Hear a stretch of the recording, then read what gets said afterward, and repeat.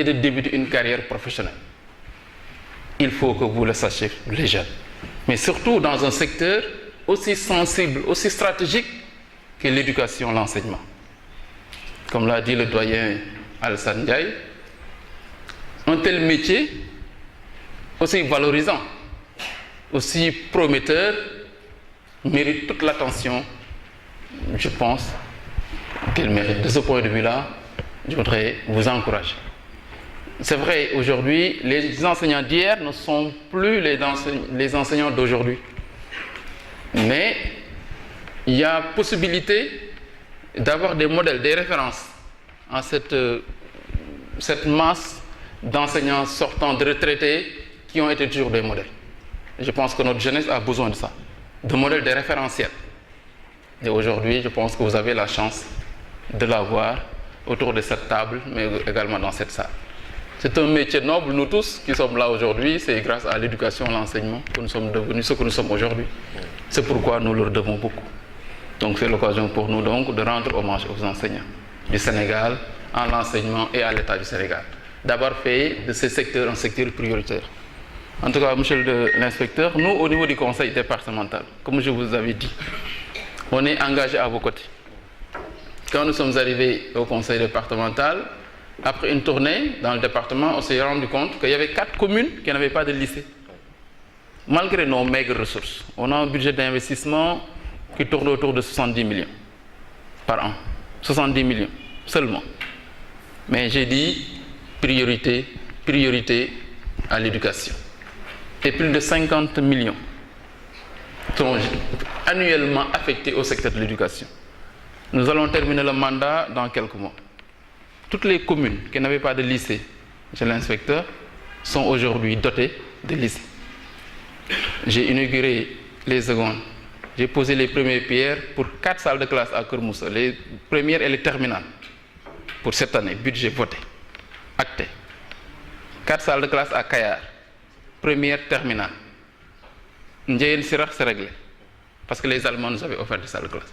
Les CM en zone périurbaine, en zone rurale, clôturées. Des salles de classe renforcées dans le CM de Kermatar et autres. Ndiakhou clôturé en phase terminale. Djibril Diaw va être réhabilité. Nous allons construire une salle informatique au CM Mamoudou Diaw. Tout cela, nous le faisons pour accompagner le secteur de l'éducation qui, pour nous, est un secteur super prioritaire. De ce point de vue-là, monsieur l'inspecteur, continuez de nous considérer comme des partenaires. Nous avons la chance d'avoir parmi nous un inspecteur de l'enseignement, un ancien directeur du centre, un enseignant émérite en notre sein, à nos côtés, qui ne cesse de nous rappeler la priorité de l'éducation. Donc c'est l'occasion pour nous vraiment de lui rendre hommage, le maire Alassane Ndiaye. Il est à son 3e mandat. Depuis 2002, nous avons démarré ensemble. Mais également, depuis 2002, il occupe le poste d'adjoint au maire chargé de l'éducation. Parce que c'est une personne ressource pour nous. Au niveau du conseil départemental également, nous avons le doyen Mamoudou Sall, ancien inspecteur de l'enseignement, ancien inspecteur de Thiès, département, qui est parti ce matin en mission à Dangote. Et il est allé défendre des dossiers d'éducation, pour dire simplement que l'éducation reste un secteur prioritaire. Donc c'est pourquoi vraiment je fais ce rappel, monsieur l'inspecteur, pour vous dire simplement combien le conseil départemental tient à cœur le secteur de l'éducation et encourage aussi nos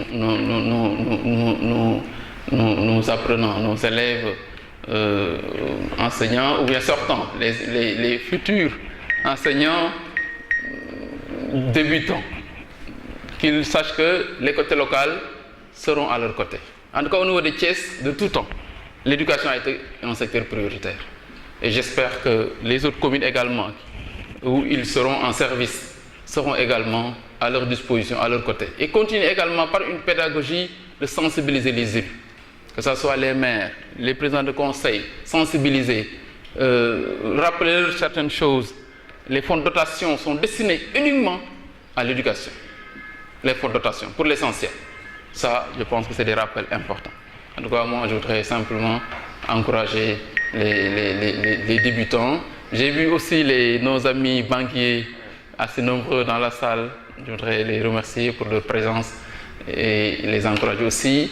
Je sais que le secteur de l'éducation est le premier, peut-être, secteur d'emploi au Sénégal. C'est le premier employeur. En tout cas, je sais que l'essentiel de vos clients sont peut-être de ce secteur. Mais je voudrais également profiter pour vous lancer un appel. Accompagnez davantage la jeunesse. Accompagnez davantage les jeunes entrepreneurs. Ne vous fixez pas seulement sur les salariés. C'est vrai, c'est plus sécurisant, c'est plus rassurant.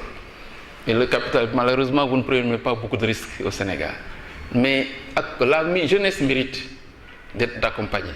Ceux qui ont des projets porteurs, qui n'ont pas de financement, qui méritent. C'est vrai, le risque il est là. Mais c'est à l'État aussi, à mon avis, peut-être un peu d'essayer de voir comment combler ce risque que vous, peut-être plus ou moins, que vous mettez en avant, malheureusement, pour apprécier vos projets. Et ça, je pense que notre jeunesse mérite davantage d'être accompagnée. En Europe et autres, il n'y a même plus de besoin de déposer quoi que ce soit. Les gens courent derrière les citoyens pour proposer des services. Vous aussi, je vous encourage à aller vers cette direction pour accompagner la jeunesse. Avec ça, et les efforts de l'État dans le secteur de l'éducation, de la santé, je pense que la jeunesse aura peut-être un avenir beaucoup plus radieux pour ne plus emprunter donc, les voies dangereuses de l'océan pour l'immigration et autres. En tout cas, c'est mon message à l'endroit vraiment des banques pour aider davantage la jeunesse de notre pays. Je vous remercie, inspecteur. Merci.